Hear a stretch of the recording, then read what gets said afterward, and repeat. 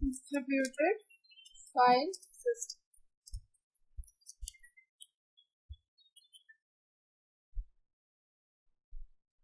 All of you know about the distributed system. Simple distributed system क्या होता है?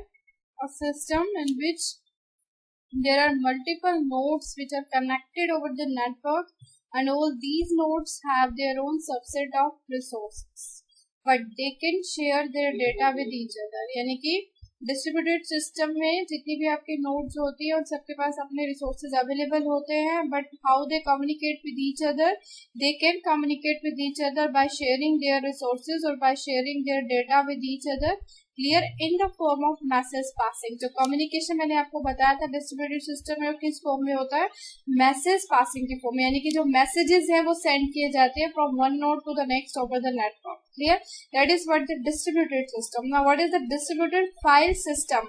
This is distributed file system is just a file system which is distributed over multiple locations over the network. Clear है? अब आपका क्या है distributed मतलब simple अगर आप कहना चाहो क्या होता है, यानी कि जो कि स्प्रेड है अक्रॉस द नेटवर्क. सो यहाँ पे क्या होता है डिस्ट्रीब्यूटेड फाइल सिस्टम में काइंड ऑफ फाइल सिस्टम होता है ये जो कि यूज किया जाता है और जिसके लिए आप टर्म यूज करते हो जो कि डिस्ट्रीब्यूट किया जाता है over the multiple locations on the network. Clear? अब now in the case of your distributed file system what is the purpose of using this system? इसका पर्पस क्या होता है कि आपका जो यूजर्स हो यानी यूजर को ना हम वी द यूजर्स और you can say the client here can share their data remotely. First of all client जो है उनको क्या अलाउड होता है कि they can share their data with the network and they can, second purpose क्या है, they can access any data और any file located on any computer over the network. यानी कि in the case of distributed system if there is a usage of distributed file system तो वहां पे किसी भी टाइप की कोई रिस्ट्रिक्शन नहीं होती है कि अगर सपोज एक क्लाइंट ए है and it want to access the data that is situated on the node 10. Node 1 पे कोई भी आपका क्लाइंट है, नोड 10 पे जो डेटा उसको वो एक्सेस करना है तो easily with the help of this distributed file system वो एक्सेस कर सकता है. क्लियर है? अब इसके अंदर मेन इसका पर्पस है क्या, यही है कि जो यूजर्स हैं वो अपने डेटा को शेयर करें और यूजर्स आल्सो किसी भी डेटा को चाहे वो कहीं भी सिस्टम पे है चाहे वो किसी भी रिमोट लोकेशन पे है वो उसको एक्सेस कर सकें. ठीक है? ऐसा नहीं है कि कोई रिस्ट्रिक्शन है कि आपका जो यूजर है वो किसी एक लिमिट रेंज में ही अपने डेटा को एक्सेस करेंगे. नो, किसी भी सिस्टम पे है चाहे वो बाहर फॉरेन में कोई कंप्यूटर आपका कोई कंप्यूटर आपको कोई डेटा एक्सेस करना है, so for that the distributed file system is used. Clear?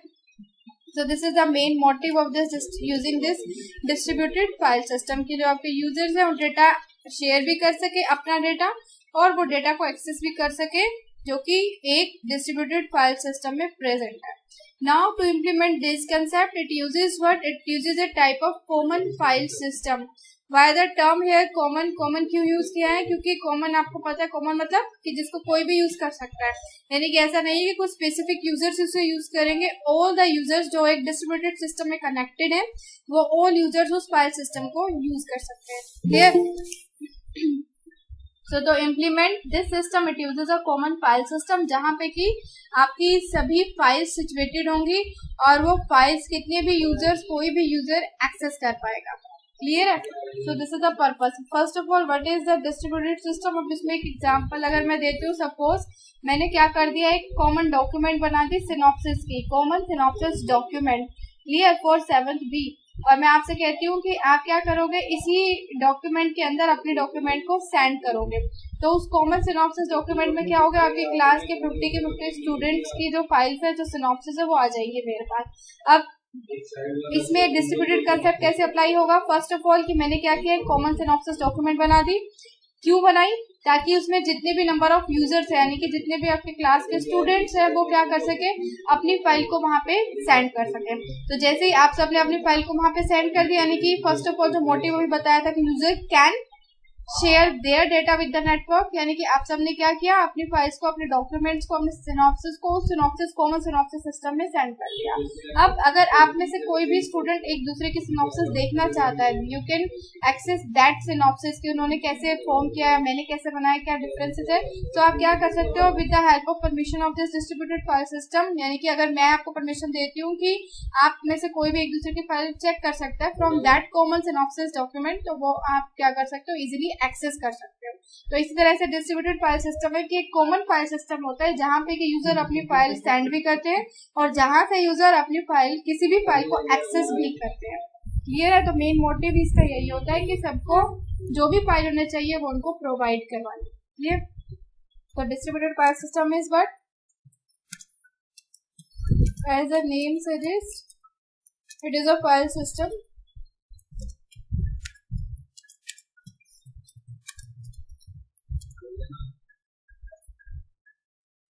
which is distributed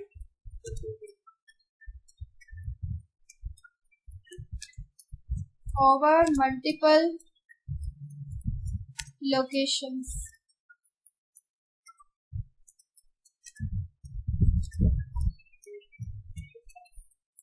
Network.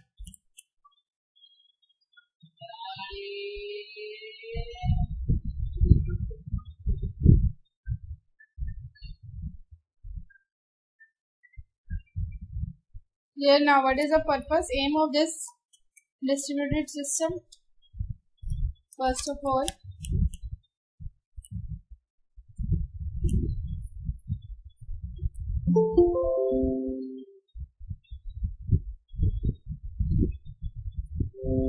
first aim is to allow users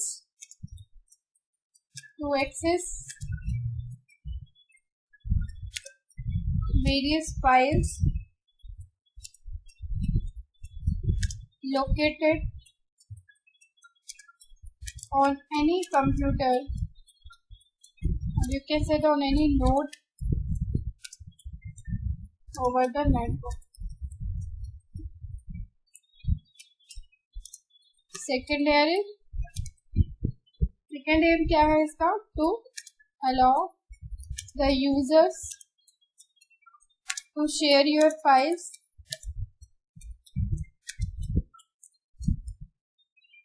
here, and third motive और third aim क्या है यहाँ पे, to increase the performance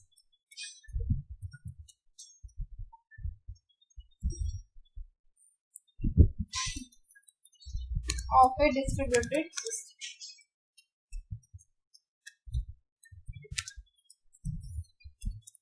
Clear? So these are the three objectives, or you can say the three purpose of using this distributed file system. First purpose क्या है कि कोई भी यूजर किसी भी फाइल को एक्सेस कर सके, चाहे वो फाइल किसी भी नोड पे है ओवर द नेटवर्क। क्लियर? चाहे मतलब इंडिया में कोई यूजर है और वो कोई फाइल एक्सेस करना चाहता है जो कहाँ पे आपके ऑस्ट्रेलिया में, सो दे कैन डू दैट। और वो कैसे कर पाएंगे, with the help of this distributed system, distributed file system. Clear? Second thing कि जो यूजर्स है वो अपना भी डेटा शेयर कर पाए। ऑब्वियसली जो आपका एक कॉमन फाइल सिस्टम में है, इसमें है क्या, इसमें सभी यूजर्स से रिलेटेड जो डेटा है जो वो प्रिपेयर करते हैं, क्रिएट करते हैं और जो वो सेंड करते हैं, वही तो सिचुएटेड होता है। अब उसी डेटा को बाकी कोई और यूजर यूज करता है, तो यही सारा क्या है यहाँ पे, डिस्ट्रीब्यूटेड फाइल सिस्टम। तो फर्स्ट ऑफ ऑल यूजर अपना डेटा कोई भी एक्सेस कर सके, एंड सेकेंड पर्पज कि वो अपने खुद के डेटा को भी शेयर कर सके with the network, and its third objective is what, to increase the performance of the system. अब परफॉर्मेंस इंक्रीज करने के लिए, in the case of your distributed file system there are existence of multiple servers. Clear? Performance कैसे increase होगी यहाँ पे, by help of multiple server. Now in this diagram you can see here, यहाँ पे क्या है, देखो 3 servers है, server 1, server 2, server 3. Now why these 3 servers are present here, to increase the performance of the system. अब performance पे effect कब पड़ता है, सपोज इन 3 की बजाय एक ही सर्वर यहाँ पे होता है, and there can be N number of clients, तो ऑब्वियसली जो उनकी रिक्वेस्ट एंड रिस्पॉन्स प्रोसीजर होता है उसकी परफॉर्मेंस इतनी बेटर नहीं होती कि जितना कि हमने क्या किया कि 3 सर्वर यूज कर लिया और उनमें लोड्स को डिस्ट्रीब्यूट कर दिया। अब अगर क्लाइंट की कोई रिक्वेस्ट आती है तो इजीली एक की रिक्वेस्ट यहाँ गई, एक की रिक्वेस्ट यहाँ गई और एक की रिक्वेस्ट यहाँ गई, और इन तीनों सर्वर ने according to the request responses send करती है। तो इसमें क्या है, एफर्ट भी कम लगेगा एक सर्वर का, और दूसरी चीज क्या होगी कि यहाँ पे टाइम भी सेव होगा, यानी कि जो रिक्वेस्ट रिस्पॉन्स का जो टाइम होगा वो भी बहुत ही फ्यू सेकंड्स का ही होगा। क्लियर? सो दैट्स व्हाई जो आपका सिस्टम है ओवर द नेटवर्क क्या यूज करता है, मल्टीपल सर्वर्स का। मल्टीपल सर्वर के यूज करने की वजह से क्या क्या हो जाता है, जो लोड होता है एक सर्वर का वो मल्टीपल में डिस्ट्रीब्यूट हो जाता है। एंड अकॉर्डिंग टू दैट इस वजह से क्या होगा आपका, इसके अकॉर्डिंग जो आपका टाइम और एफर्ट होगा वो भी लेस होगा और आपके सिस्टम की परफॉर्मेंस इंक्रीज होगी। किसी भी सिस्टम की परफॉर्मेंस कब इंक्रीज होती है, जब वो एक with in a particular time period एक एफिशिएंट वे में अपना टास्क, अपनी जो वर्क है वो परफॉर्म कर पाते हैं। यहाँ पे सर्वर का काम क्या है, ऑब्वियसली सर्वर का होता ही क्या काम है, रिस्पॉन्स देना based on the client queries. Clear? So in this architecture आपको यहाँ पे शो किए हुए, this is the network storage area network and here are the storage devices. तो क्या शो किया है यहाँ पे, देखो मैग्नेटिक डिस्क है, ये मैग्नेटिक टेप है। वाई सेकेंडरी स्टोरेज क्यों शो किया गया है यहाँ पे, बिकॉज यहाँ पे जो भी डेटा स्टोर किया जाएगा, यानी कि जो भी data over the network send करेंगे वो क्या होगा, it will be stored for permanently वो स्टोर हो जाता है वहाँ पर। यानी कि अगर आज आप कोई डॉक्यूमेंट प्रिपेयर करते हो और you are sending that to a distributed file system, then it will be save there for ever. Clear? So that's why here यहाँ पे क्या शो किया गया है, एक परमानेंट स्टोरेज। जरूरी नहीं है आप स्टोरेज शो करना, but if you are showing it you are need to draw this either disk or either tape or either both, आप इसमें शो कर सकते हो। Here these are the clients and they are communicating with all the servers and see here they are connecting with this network। यहाँ पे clients के link भी है आपके पास और यहाँ पे क्या है, एक सर्वर का लिंक भी है। जो ये फर्दर एक लिंक यहाँ पे शो किया गया है, this is doing what the control of this network, control over this network। So for here you can also mention this is the control network and here ये जो आपके तीनों सर्वर हैं ये क्या है आपके, what they are providing the file system services।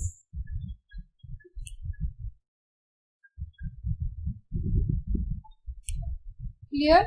Now over the network there are many types of server। अगर आपने स्टडी किया होगा, there are many types of server like your web server, database server, file server। So for this term now, for this concept distributed file system के लिए obviously आप क्या term use करोगे, file server। ये यहाँ पे जो 3 सर्वर हैं किस टाइप के सर्वर हैं, these all are the file servers। Why? Because you are working or you are explaining what the distributed file system। Clear है? So in this system there can be many clients which are connected over the network and they can send their requests to the server। Now server based on the data stored वो क्या करेगा, client को response send करेगा। Clear? Now अब जो वो request कर रहे हैं यहाँ पे क्या है, वो request किस चीज के लिए है, files के लिए। जो भी डेटा और जो भी files से आप डेटा उसको एक्सेस करना है। क्लियर है? और ये फाइल्स कहाँ स्टोर हुई हैं, एक सेकेंडरी स्टोरेज में स्टोर की गई हैं जो कि परमानेंटली जहाँ पे ये स्टोर हो जाती है। एनी टाइम कोई भी क्लाइंट को वो फाइल एक्सेस करनी होती है तो with the help of this communication link और you can say with the help of communication network वो एक्सेस कर सकते हैं। क्लियर है? So this is the distributed system. Main just आपको क्या याद रखना है कि इस केस पे जो आपका डेटा है वो किसके पास होगा, जो क्लाइंट को डेटा एक्सेस करना है, जो क्लाइंट को फाइल एक्सेस करनी है, कहाँ पे होगी, वो मल्टीपल सर्वर्स के पास होती है। क्लियर? जैसे ही क्लाइंट रिक्वेस्ट जनरेट करता है वो कहाँ जाती है, आपके सर्वर के पास जाती है। अगर सर्वर के पास उससे रिलेटेड रिस्पॉन्स होता है then it will send back that response to the client, otherwise an error will be generated. जैसे आपने खुद कई बार कुछ सर्च भी किया होगा इंटरनेट पे, अगर आपका यूआरएल सही नहीं होता है या फिर कोई और मिस्टेक होती है आपकी, तो इन दैट केस आपको पेज डिस्प्ले नहीं होता है, या तो वो शो करता है आपको कि उससे रिलेटेड कोई क्वेरी, कोई रिस्पॉन्स नहीं है, या फिर आपका एक error type of message generate होता है। क्लियर है? तो ऐसा ही यहाँ पे होता है, क्लाइंट ने कोई रिक्वेस्ट सेंड करी है किसी भी फाइल के लिए, first of all file server will check that कि उससे रिलेटेड उसके पास कोई रिस्पॉन्स प्रेजेंट है या नहीं। अगर वो रिस्पॉन्स होगा तो ऑब्वियसली वो उस रिस्पॉन्स को as a message in the form of message send कर देता है किसको, क्लाइंट को। क्लियर है? तो this is distributed file system जहाँ पे डिफरेंट फाइल्स डिफरेंट सर्वर पर लोकेटेड है और client can access these files and client can also share their data और share their files with that service. Clear? So this is a distributed system. These are the 3 Purpose of using this distributed file system. Here, what you need to remember, first of all, data is distributed over this multiple location. वो multiple location क्या है आपके multiple servers. Clear? Second thing, user can access any file, कोई restriction नहीं होती है. और third thing, with the existence of multiple server, distributed file system कोई एक सर्वर का यूज नहीं कर रहा है, वो बहुत सारे फाइल सर्वर्स का यूज करता है. क्यों करता है? ताकि सिस्टम की परफॉर्मेंस आपकी अच्छी रहे. और इन द केस ऑफ फेलियर, अगर कोई एक सर्वर आपको फेल होता है तो बाकी जो आपके सर्वर्स यूज कर रहा है वो 2 सर्वर, इसमें 3 एक अगर फेल भी होता है तो बाकी 2 के साथ उसकी जो फंक्शनिंग है, वर्किंग है, वो कंटिन्यू रह सके. Clear? Now next is components of distributed file system.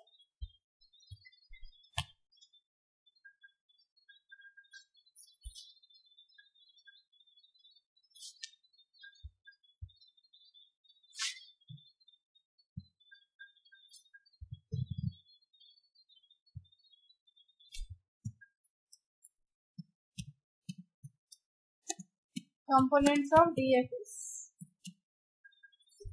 First component is location transparency.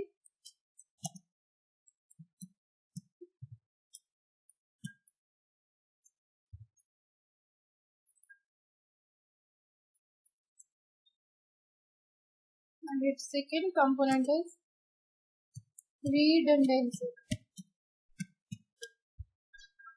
Redundancy and location transparency.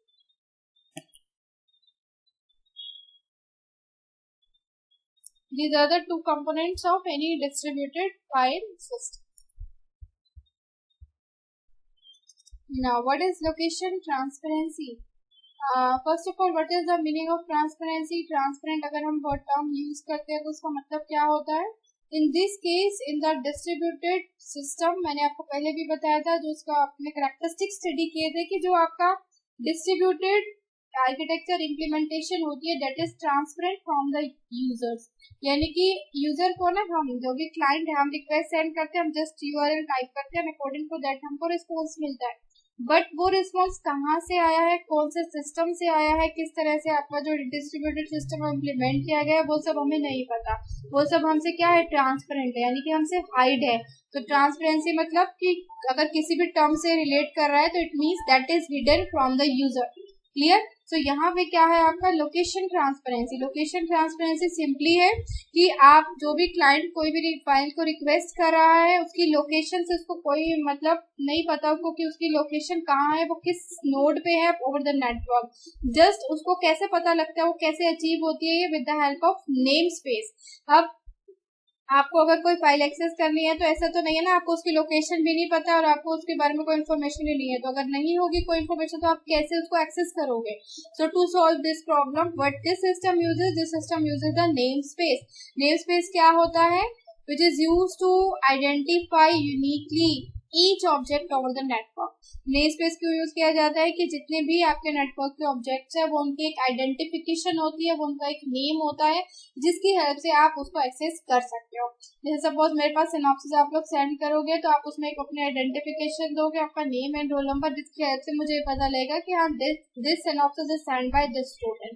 तो इसी तरह से ही यहाँ पे भी क्या होती है, एक लोकेशन ट्रांसपेरेंसी होती है, यानी कि लोकेशन आपकी फाइल्स के यूजर से हाइड है but they can access these files by using the name space. Name space क्या होगा? उन फाइल्स का नेम. अब नेम स्पेस जैसे कि फॉर एग्जांपल क्या है आपका, मेनली यूआरएल ही होता है. कैसे आप एक्सेस करते हो कोई भी डेटा इंटरनेट का यूज करके? आप वहाँ पे लिंक सेंड टाइप करते हो ना यूआरएल, उसके अकॉर्डिंग फिर आपको रिजल्ट रिसीव होता है. तो वही आपका क्या होता है, नेम स्पेस. जैसे कि अब मैंने एक क्लास लेती हूँ आपकी, I send you the Google link, वो क्या है, यूआरएल एक काइंड ऑफ नेम स्पेस है जिसकी हेल्प से आप यहाँ पे इस क्लास में कनेक्ट करते हो. Clear? So location transparency, it means the location of all files over the network is hidden from user.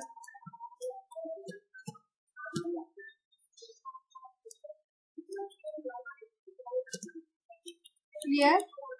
Now how the users can access the files? Users can access the files with the help of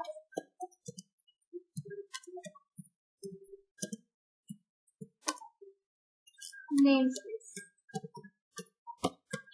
Here, namespace will be used to identify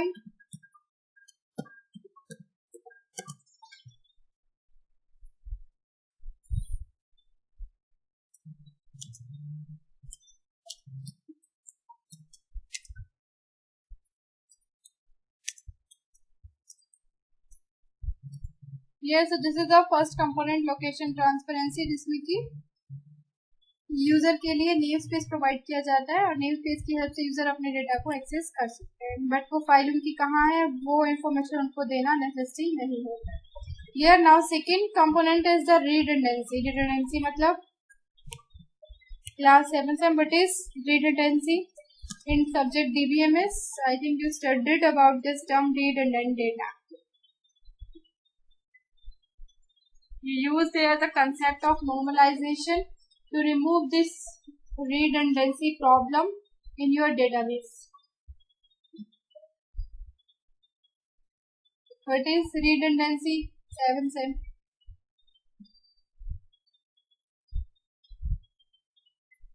Duplicate data. Yes, good. Duplicate data. यानी कि अब in that case in your DBMS subject आप क्या कर रहे थे, अगर data duplicacy थी यानी कि अगर एक ही रिकॉर्ड बार बार अपीयर हो रहा है डेटाबेस में, तो उसके लिए आप लोगों ने क्या यूज किया था, नॉर्मलाइजेशन का। उस केस में हम क्या करते थे कि उसे हम रिमूव करते थे। Now in this case in your distributed file system there is no need to remove this redundant data, but there is a need to use this. यहाँ पे जो आपका डिस्ट्रीब्यूटेड फाइल सिस्टम है वो एक रिडंडेंसी के कंसेप्ट को use करता है। इसमें क्या करेगा ये कि जैसे सपोज किसी भी क्लाइंट ने कोई भी अपना फाइल सेंड किया ओवर द नेटवर्क, वो फाइल आपके सर्वर के पास गई, सो इन दैट केस उस फाइल की क्या हो जाती है, कॉपीज क्रिएट की जाती है। और वो कॉपीज यानी कि उनकी डुप्लीकेट जो उनकी होगी डॉक्यूमेंट की डुप्लीकेट बहुत सारे डॉक्यूमेंट्स क्रिएट हो जाएंगी और उस डुप्लीकेट डेटा को रखा जाएगा बहुत सारे मल्टीपल नोड्स पे ओवर द नेटवर्क। और same here like first component की लोकेशन ट्रांसपेरेंसी, यानी कि उस यूजर जिसने भी वो डॉक्यूमेंट सेंड किया है उसे ही ये नॉलेज नहीं होगी, उसे नहीं पता होगा कि मेरी उस डॉक्यूमेंट की मल्टीपल कॉपीज भी है और वो मल्टीपल कॉपीज कहाँ कहाँ पे प्रेजेंट है। ये क्यों किया जाता है, आपका ये सेकेंड कंपोनेंट किस केस के लिए यूज किया जाता है, mainly in the case of failure. अगर किसी भी सर्वर में फेलियर आता है या फिर आपका जो ट्रैफिक है ओवर द नेटवर्क बहुत ज्यादा हो जाता है किसी भी, या फिर एक पर्टिकुलर सर्वर पे बहुत हैवी लोड हो जाता है, सो फॉर दैट केस जो आपका डिस्ट्रीब्यूटेड फाइल सिस्टम है वो हर एक डॉक्यूमेंट की कॉपी बना के रखता है। और कॉपी ये भी नहीं कि एक या दो, बहुत सारी कॉपीज बना के रखता है और उन कॉपीज को वो अलग अलग सिस्टम पे सेव कर देता है। अब वो किस सिस्टम पे वो कॉपीज किसी यूजर की सेव हो रही है वो भी उससे ट्रांसपेरेंट ही होती है, उसको खुद ही नहीं पता कि मेरी इस डॉक्यूमेंट की मल्टीपल कॉपीज हमारे सिस्टम ने सेव की हुई है। क्लियर है? सो मेनली इसका यूसेज क्यों है, in the case of failure and in the case of heavy traffic और heavy load over the network. Clear? Redundancy, your system, distributed system will create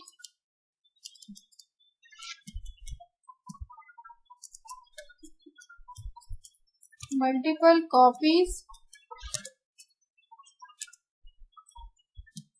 of the data shared by users and stores them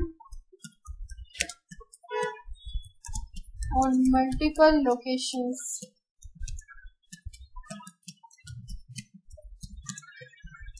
So this concept is used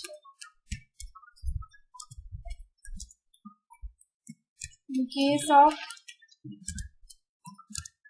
failure and heavy load over the network.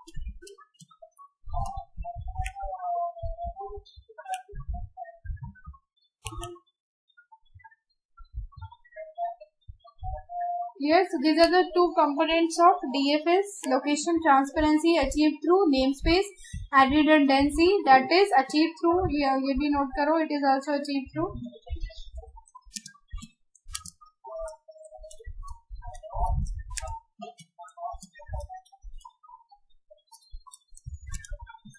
a file replication system.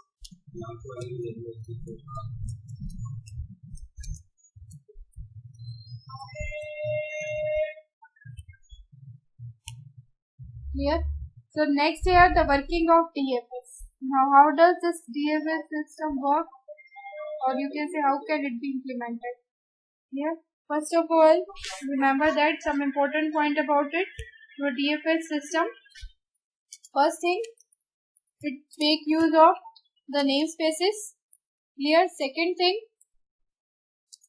it works as a part of operating system. Here it works as a part of your operating system. जितनी भी आपकी functioning होती है in the first lecture studied कि वो कौन करता है, operating system करता है. तो distributed file system भी work करता है as a part of this operating system. And third thing, it is made up of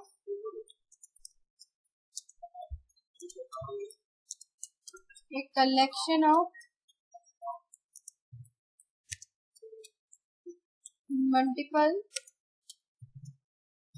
lens. वो सारे लेंस की कलेक्शन से आपका ये एक डिस्ट्रीब्यूटेड सिस्टम बनता है, और डिस्ट्रीब्यूटेड सिस्टम यूज करता है किसको, एक distributed file system. Distributed and it also last point 4 point for communication.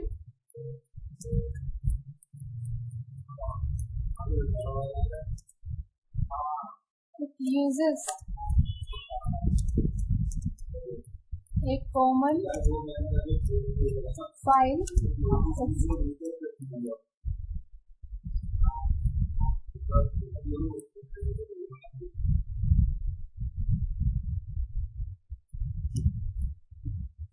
And last here is the multiple file servers are used in distributed file system, are used by to increase the performance of your system.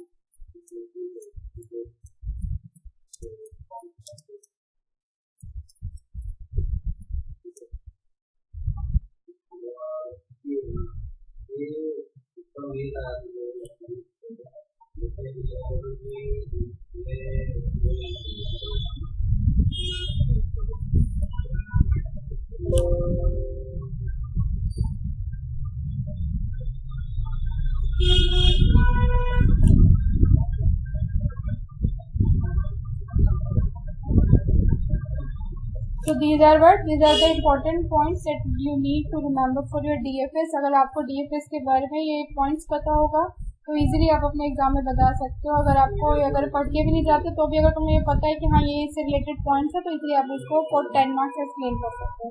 क्या है इसमें कि name space का use होता है. Second thing, ये work करता है, इसकी फंक्शन कैसे होती है, as a part of operating system में काम करता है. थर्ड थिंग, मल्टीपल लाइन्स पे जब हम कनेक्ट करते हैं, जब ये पूरा सिस्टम इम्प्लीमेंट होता है. आफ्टर दैट कम्युनिकेशन के लिए यहाँ पे कॉमन फाइल सिस्टम बनाया जाता है. कॉमन फाइल सिस्टम क्यों होता है, क्योंकि यहाँ पे किसके लिए, हर एक यूजर के लिए. ऐसा नहीं है कि कुछ स्पेसिफिक यूजर, सिर्फ फॉर जनरल पर्पस है, फॉर ऑल यूजर्स के लिए, इसलिए इसका नाम दिया है common file system. And last year is, यहाँ पे जो सर्वर होगा यानी कि जो सर्वर रिस्पॉन्स करेगा क्लाइंट को, वो एक नहीं होता बल्कि मल्टीपल सर्वर का यूज किया जाता है. सर्वर किस टाइप का है, फाइल सर्वर. क्लियर. और मल्टीपल फाइल सर्वर क्यों यूज किए जाते हैं, to increase the performance of system. Clear. So main concept क्या है डिस्ट्रीब्यूटेड फाइल सिस्टम का, कि यहाँ पे जो आपका डेटा होगा वो कहाँ रखा जाएगा, मल्टीपल फाइल सर्वर्स पे रखा जाएगा. क्लाइंट को जब भी डेटा रिक्वेस्ट करना होगा तो वो कहाँ रिक्वेस्ट करेगा, सर्वर पे, या सर्वर के पास रिलेटेड उसका डेटा है तो वो उसको रिस्पॉन्स सेंड कर देगा. नहीं है तो एक काइंड ऑफ एरर मैसेज आपका जनरेट हो जाएगा. क्लियर है. दो कंपोनेंट्स पे वर्क करता है. लोकेशन ट्रांसपेरेंसी, जिसमें कि नेम स्पेस का यूज करता है. सेकंड, रिडंडेंसी, जिसके लिए इसका अपना एक फाइल एप्लीकेशन सिस्टम होता है.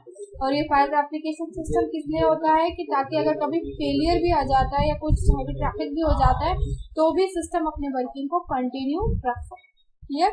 Now the working of this DFS. Take it screenshot.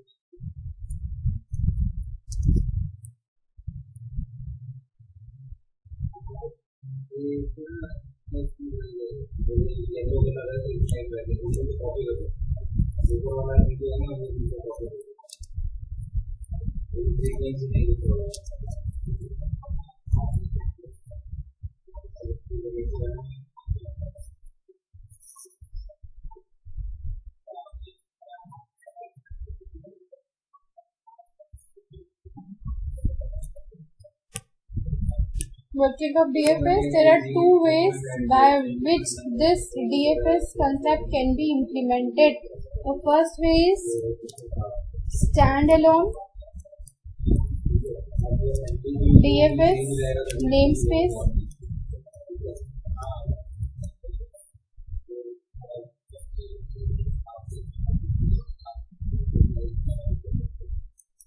And second is domain based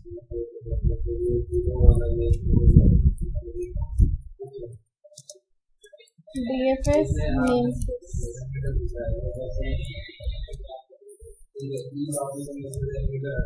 These are the ways in which your DFS can be implemented. Now first is standalone.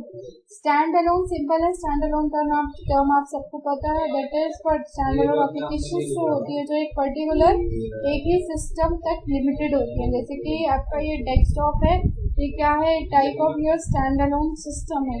तो same here, यहाँ पे जो आपका stand-alone DFS होगा उसमें क्या होता है कि दैट जो भी आपकी शेयरिंग ऑफ फाइल्स होगी, एक्सेसिंग ऑफ फाइल्स होगी, that takes place only on the system on which it is created.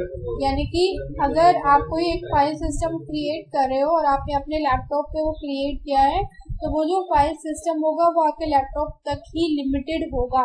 यानी कि इसका मतलब क्या है कि आपके जो डेटा है, आपने जो अपने फाइल सिस्टम में जितने भी अपनी फाइल्स रिकॉर्ड की हुई है अपने लैपटॉप में, उन फाइल को आप शेयर नहीं कर पाओगे, नहीं सेंड कर पाओगे कहाँ पे, किसी और सिस्टम पे.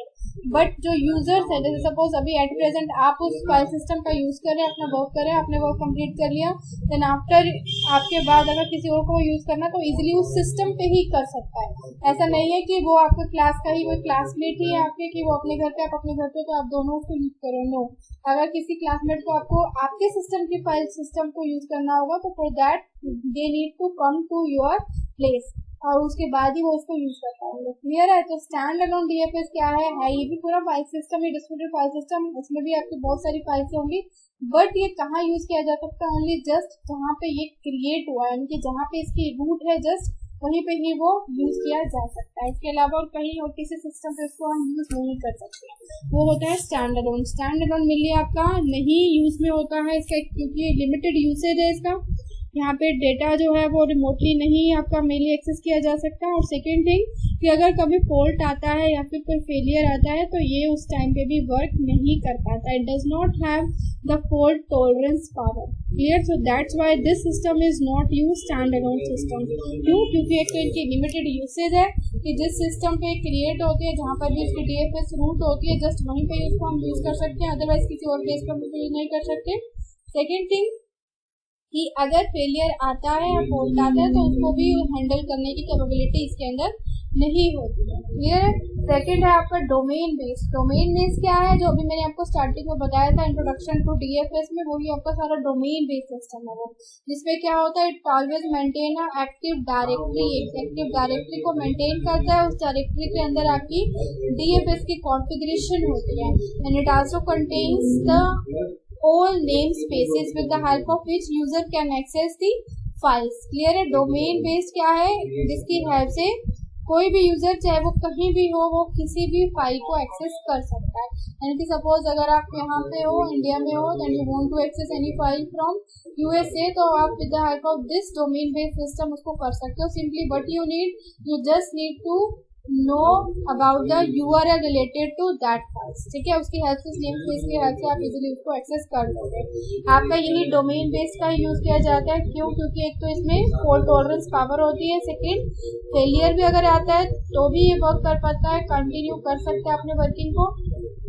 Third thing, with the help of this domain based system users की जो यूजर के लिए जो सिस्टम की परफॉर्मेंस होगी वो भी आपकी अच्छी रहती है, और सिस्टम की अवेलेबिलिटी यानी कि सिस्टम आपका कितने for what time period available है, वो भी अवेलेबिलिटी ऑफ एनी सिस्टम भी अच्छी रहती है। कौन से केस में? आपके डोमेन बेस्ड सिस्टम। तो ये दो टाइप से आपका स्टैंड अलोन एप्लीकेशंस बहुत ही कम यूज होती हैं। मेनली आपका कौन सा यूज किया जाता है? आपका domain based system stand alone. और इसमें कंपैरिजन क्या है कि इसमें आपकी फॉल्ट टॉलरेंस पावर नहीं होती है, परफॉर्मेंस भी अच्छी नहीं होती है, फेलियर के केस में भी अपनी फंक्शनिंग को कंटिन्यू नहीं कर पाता है। And opposite to this, the domain based, in the case of failure, it can also continue its working. It has the fault tolerance power and also increases the performance of any system. ठीक है, difference क्या है? इसमें कोई active directory नहीं present होती है stand alone में, but in the case of domain based there is a presence of an active directory. Clear है? तो दीज आर सम पॉइंट्स, मैं आपको यहाँ पे नोट कर लेती हूँ, फिर आप स्क्रीनशॉट ले लेना। आफ्टर दैट, एक तो आपका डोमेन बेस्ड का है डायग्राम, और आपके डीएफएस सिस्टम के applications, advantage and disadvantage, that we will study tomorrow. Clear? Stand alone, in the case of stand alone, what you use, it can be used on the system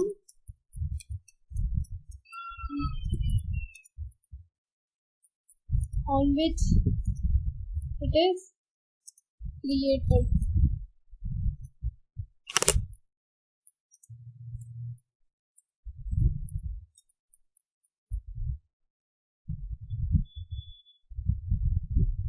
It has limited usage as it does not have fault tolerance power.